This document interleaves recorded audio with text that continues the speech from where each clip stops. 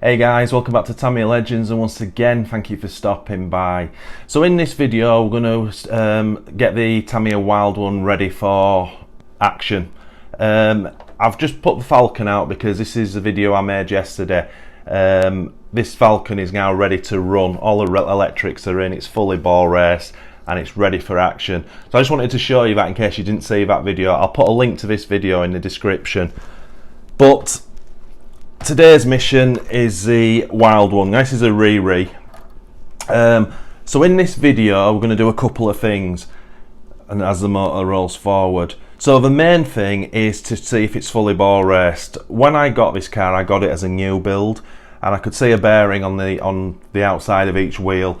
I took a rear wheel off, took the wheel adapter off, and there was a bearing in there. So I thought, happy days, it's fully ball raced, because I know the kit doesn't come fully ball raced. But as I was doing the tyre writing, I took the front wheels off and I noticed it had bushes on the inside of the wheels. So that's kind of alarm bells have rung. So I need to check that this gearbox is fully ball raced. So I've got my trusty bag of Tamiya bearings. I'm hoping I've got the majority of these bearings are just a normal wheel size ones, 1060s I think they're called. But I'm hoping I've got a small one for the spur gear, but we'll have a look as we go. So yeah, as I say, the idea is to get the radio gear in this fully ball raced and just get it running, so I have the Wild One and Falcon ready to run. I also want to talk about motors in this. This has got the standard 540 motor, the kit motor, which is already installed. But I thought I'd just bring out a 540 motor, the new Sports Tune motor, and the Tamiya Super Socket RZ, because I just want to talk about, we get a lot of questions on the groups and on here of what motors people use. I'm very happy to use a standard 540 with a 2S battery. That's pretty good for me. Now if you're running it on tarmac and what have you, it is a little bit slow, but on gravel and loose surfaces, for me a 540 on 2S is fine for this style of buggy. But nevertheless, I just want to go through quickly and talk about what the winds are and the RPM. And maybe, you know, people, there's always a question on the Sport Tuned, what will I get if I buy it? Is the RZ better? So I'm just going to give you my take on that. So we'll do that now before we start stripping this car down. So just to give you my two penneth on motors. So a standard 540 motor is a 27 turn, and they knock out about 14,500 RPM. There are different variations of the 540 over the years, but they're all pretty much the same. I'm not talking about torque tuned and things like that. I'm just talking about a standard 540 silver can. So as I said, 27 turn, about 14,500 RPM. These figures are all based on 7.2 volt as well, and I believe under no load. So it basically means just being measured on a dyno with no gearing. It's just plug the battery in full power, and that's the RPM it can achieve. So obviously you lose RPM once it starts going into the gearbox. Next up we have the Tamiya Sports Tuned. Now this is a brand new one. The majority of you guys will know that the Sport Tuned was always black, had a black metal can, and it looked really cool, and it, you know, it's been like that from day one. But Tamiya have changed it this year. They've gone to this all sort of shiny silver can and a new decal. A lot of people are not that impressed with it because they like to look of the old black one, and I did too, but I have to say this doesn't look too bad. Now it's one of those things, if you're going to mount it in a car like the Wild One, if you do it in such a way where you can't see the decal, it isn't going to look great. It's going to look no different from that. But I think if you can do it in such a way where you get the decal showing, then it's going to look better. Just my personal preference. So the Tamiya Sport Tune motor is basically a 23 turn motor which knocks out 18,300 RPM, again on 7.2 under no load. Now there is a big debate because some Sport Tune motors were actually 27 turn. Now it depends who you listen to and what you read, but I think the general gist of this story is Tamiya had two manufacturing plants, one in Japan and one in Malaysia, and I don't know which way around it was, but I'm pretty certain that when the Malaysian factory produced the sports tunes, they were actually 27 turn, and vice versa in the other country were 23 turn. Now legend has it that one of them is slightly faster than the other, but I don't honestly believe it's that important. I don't think it makes that much difference. So as we're talking about this is a 23 turn. There's a big difference on the box as well. The box basically looks like the original. The decal's changed on the box, but they've also stated it's 23 turn, and the turn wasn't stated on the front of the other box. So that's a really good motor. Now next up, and I've just dragged this one out because this is a 23 turn as well. Now this is a Tamiya Super Stock 23 turn. This pushes out 27,500 RPM, so there's a huge jump, and that's what I want to talk about. So taking the 540 out of it, which I like on 2S, I have to say. A lot of people are like, because these are like, sports tuned off eBay is round about, I'm going to say $30. These are about $50, and I'm talking Canadian. So there is a jump up in price, but there is a big jump up in performance as well.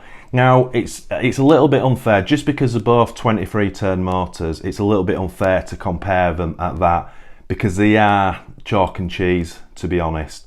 Now if you're just going to go for a sports tuned, then you're already signing up, because you know what the RPM is going to be. It's 18,300. But this is a plug and play motor. There's nothing you can do to it. You can drop a little bit of oil down there into the bushes, I guess, but that's about it. You can't get into it. It'll run for almost ever. I've not really heard of anyone going through a sports tuned or a 540 motor running it to death. You'd have to put some serious hours in to do that.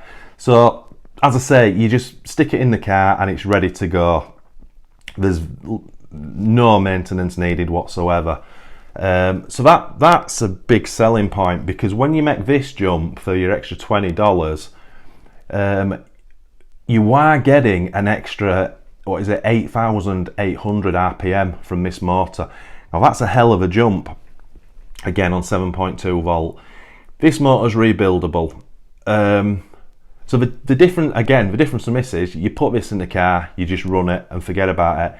You put this one in the car, then I would say depending where you run it, what the conditions are, let's say between 5 and 10 runs, this motor's going to have to come out and be cleaned. You're going to have to take real great care keeping an eye on the brushes, because these brushes have to be replaced.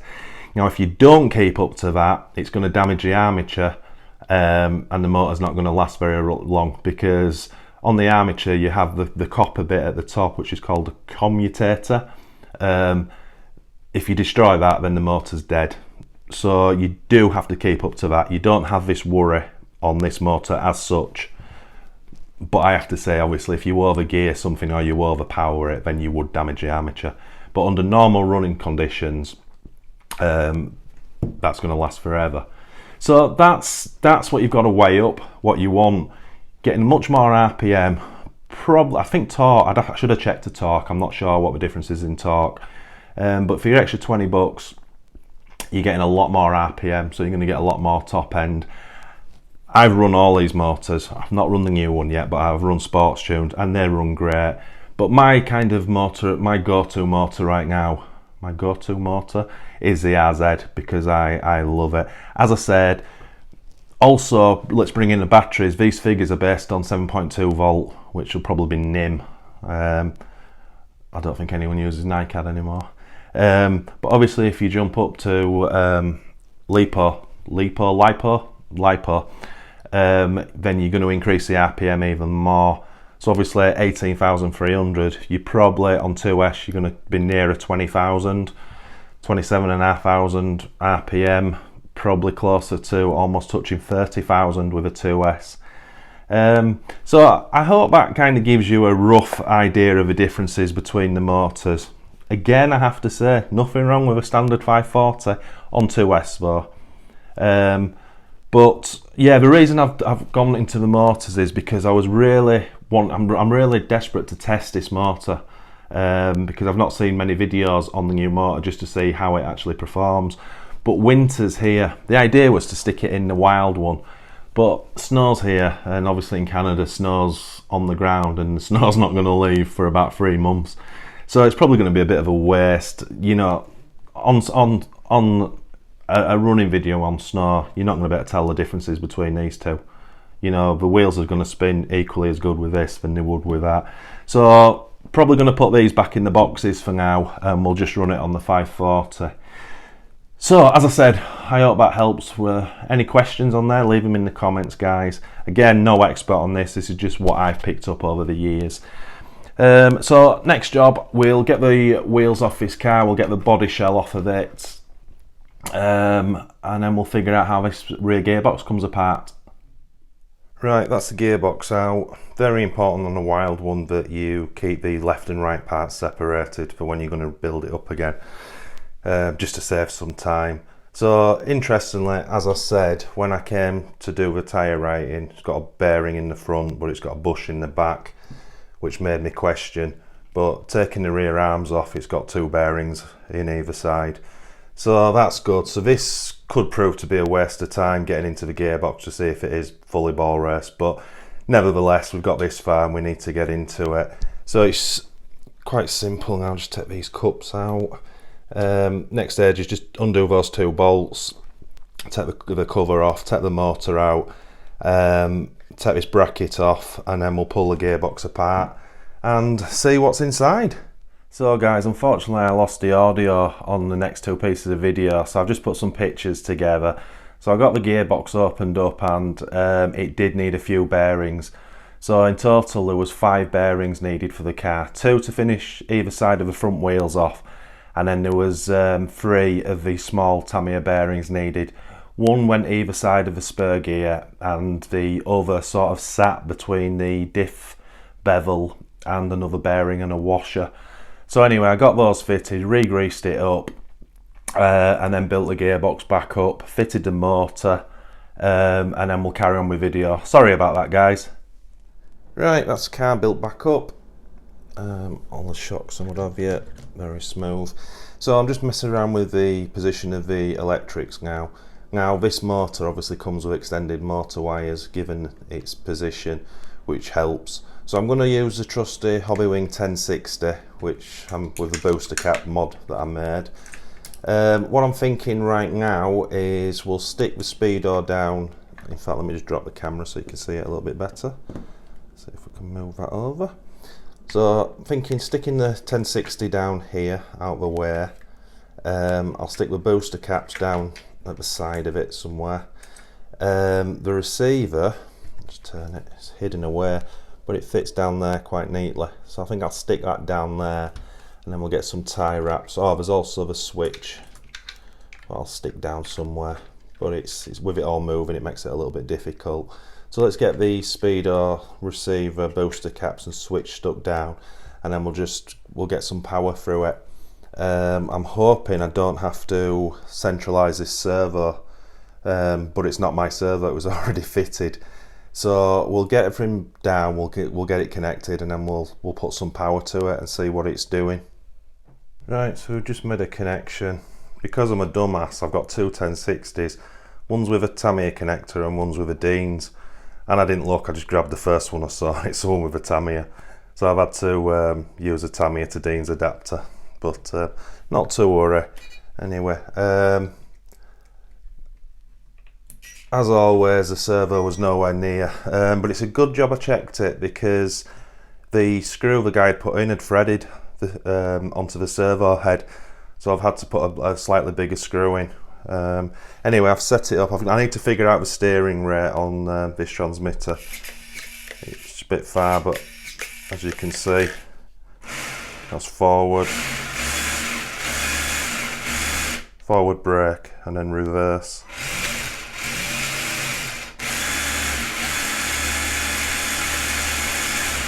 So that's all good to go. I have not stuck the switch down yet because I need to figure out when the driver figure goes on if I'm going to be able to get into it or not. If I'm not, then I'll probably just leave it in the on position, because obviously the battery goes from underneath on this car.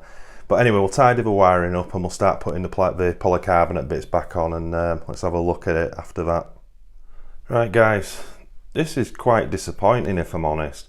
So again, with most Tamiyas, I've had all these cars before, but this is the first wild one that I've ever come to run. And the battery wire is absolutely shocking. There's no way of running it through underneath, so it has to come out the sides. And I mean, I've double checked in the manual, and then it just comes up and just sits on top of that tray.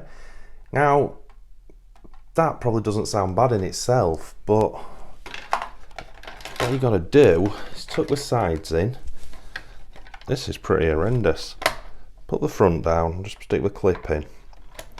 Now, obviously, if you look at that, that is shocking. You've just got to do your best to get it down.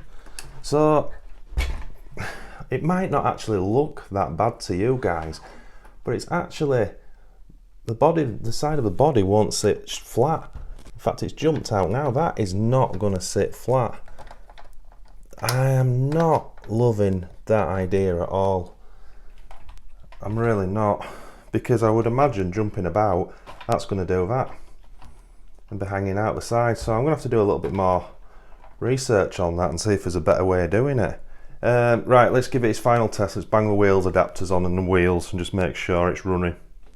Right guys, quick indoor test. Steering circles are really good. That's nice and sharp. What's the other side? Wow. That looks super sweet, doesn't it? Whoa. Wow, that's cool. Right, see, that's what I mean about, I know it's got a really good grip, it's brand new tyres and it's on that rug, and that's what makes it wheelie. But using a standard 540 on 2S, it's really good.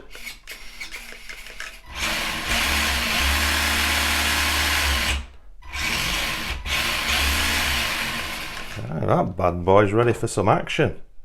Well guys, she's done. Oh, love it. Love it. Just that little blast there, it absolutely fires me up. As I say, the weather, winter's here, snow's here, so it's not as if I can just take it outside in the car park. Problem is, over here, they put thick salt down and it wrecks these cars. So when I do run it, I have to go somewhere that's not salted. So I can't get this out. As I say, that all went together really well. The bearing set a gear, dropping a gearbox out, it's not a big job at all. Just, I am a little bit disappointed about that with the battery wires, because that's not great, to be honest. As I say, I'll go away now and I'll see if there's another way of doing it, but I don't think there is, because you can't feed the wires through the underneath, which is a real bummer, to be honest.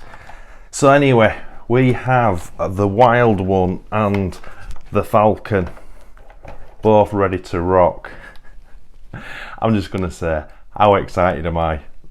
Two absolute crackers to run. Got to be careful with this one. Obviously, it's an original. There's nothing else about.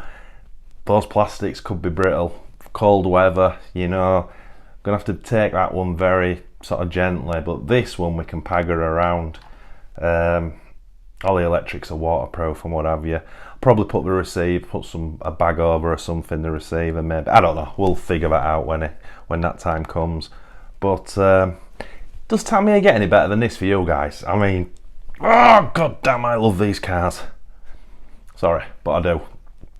Anyway, I'll shut up. So once again, guys, thanks for watching. It's really appreciated. If you could do all the normal stuff, like, share, subscribe, comment, do all that good stuff, it just pushes this channel out a little bit further. As I said, if you are new to this channel, please consider liking, please consider subscribing, and if you do that, hit that notification buzzer for our weekly videos.